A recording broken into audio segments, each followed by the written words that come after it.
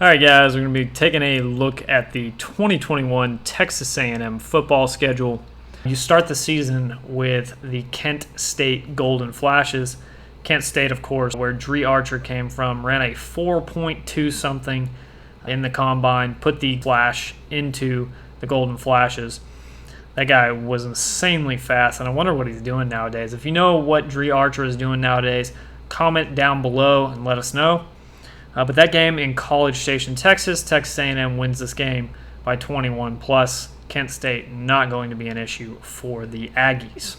And then you move on to the Colorado Buffaloes. This game has been moved from campus to Mile High. I went to a game, Colorado versus Colorado State, which is a great game. If you ever get a chance to go to Colorado versus Colorado State, a lot of fun brotherly hatred in that game. Outside, it's just an absolute party. There were people leaving bottles of whiskey half drank, like they were drinking straight out of the bottle, and they were leaving them at the entrance to the stadium, and nobody was like arresting them for public intoxication or littering or anything. They just set it down as they walked in. And got to watch Michael Gallup in person before he ended up playing for the Cowboys, so that was pretty cool. And we were rooting, of course, for State. Anyhow, Texas A&M going to beat the living dog snot out of Colorado. Certainly, if Colorado surprises people, they still will not win. They lost pretty handily to the Texas Longhorns. Texas Longhorns, not an insanely good program last year. An insanely good program historically, but not an insanely good program last season. And Texas A&M should give Colorado all they can handle and more. So then you move on to the New Mexico Lobos. That's a W. I'm not going to bore you with that. And then you get the Woo Pig Suey. So you get yourself a little bacon action. And you'll end up roasting these guys again. Maybe not as bad as last season. The game was in Kyle Field last season. You always beat them worse in Kyle Field. Arkansas still holding the lead in that series.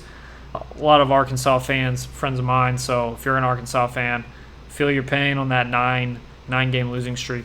Texas A&M not had a whole lot of luck with Alabama or up until recently LSU. Your team's not going to beat Texas A&M. Sam Pittman, possibly a better coach than Bielema. The jury's still out there. Certainly a better coach than Chad Morris, and saw a little bit of improvement, but insanely reliant on turnovers in order to win games last season. Now, I think you got robbed in that Auburn game. You probably should have had another victory on the season. But you're not winning this game in Jerry World. Texas A&M takes it again. Their defense is too good. They come up with a late stop, and you end up losing again. Mississippi State, Mike Leach, the Pirate. Now, I think this is more about the offseason and can he get these kids to buy in. I have not kept up with Mississippi State this offseason, admittedly. They had a lot of problems on the team as far as getting the kids to buy in last season. You start the year off great with a win over LSU. KJ Costello comes in, throws for a bajillion yards. And then one school, I forget who it was, they show everybody, hey, this is how you beat Mississippi State. And it's just a lot of zone blitzing. And he never really adjusted. Maybe they have a better situation at quarterback next season. But Mississippi State certainly has only to go up from here after what they put on the field last season. I have the Aggies by 10 in this one. All right, guys, let's make this quick. Texas A&M is not going to beat Alabama. Game's going to be a lot closer than it was last year. Game's in College Station. I think Haynes King comes out, surprises a bunch of people. He's a heck of a dual threat. He's going to be hard to contain. But Alabama's Alabama. Nick Saban's not going to lose this game.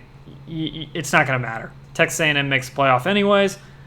They go on to win the rest of their games. So speed round, they barely beat Missouri and Columbia. They beat South Carolina in Kyle Field handily. They beat the Auburn Tigers barely at Kyle Field.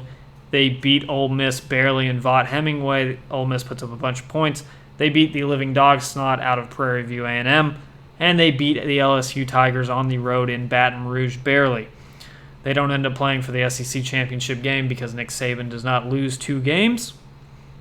And that's how the rest of the season plays out, guys. Texas A&M going to go all the way to 11-1. All right, guys, you know the drill. Like, comment, subscribe. Make fun of my crappy comb over because I didn't bother to do my hair before the video. Hair's getting a little too long. Do whatever below. Just a little bit of interaction, guys. Appreciate that. Helps the channel with the algorithm. Y'all take care. Let me know if you disagree with anything that I said. Let me know which game you think we're most likely to lose outside of Alabama. Thanks, guys.